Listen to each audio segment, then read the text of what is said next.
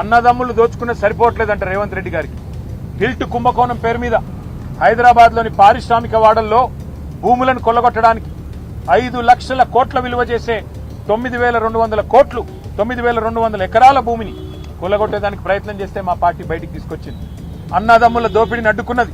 కానీ రేవంత్ రెడ్డి గారు అన్నదమ్ముల దోపిడి సరిపోవట్లేదంట. ఇప్పుడు బావమరిది గారి కళ్ళల్లో ఆనందం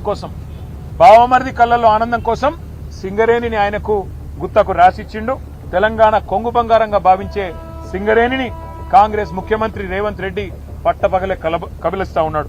అందుకే మేము అడిగినాం ఇవాళ గౌరవ గవర్నర్ గారిని, సార్ మీరైనా ఇన్వాల్వ్ కండి, మీరు కిషన్ రెడ్డి గారికి ఆదేశం ఇవ్వండి, సిబిఐకి ఇస్తారా, సిట్టింగ్ జడ్జికి ఇస్తారా, మీ ఇష్టం, ఎవరికి ఇస్తారో ఇవ్వండి, కానీ ప్రజాధనాన్ని కొల్లగొట్టే ఈ దుర్మార్గపు వ్యవస్థని, ఇటు సోలార్ పవర్ లో కుంభకోణం, అటు సింగరేణి ఓబీ గనుల్లో కుంభకోణం, దీన్ని అడ్డుకోండి, దీన్ని వెంటనే నివారించండి, ప్రజా సొమ్మును కాపాడండి అని చెప్పి కార్మిక లోకం తరపున సింగరేణి కార్మిక సోదరుల తరపున వారికి విజ్ఞప్తి చేశాం.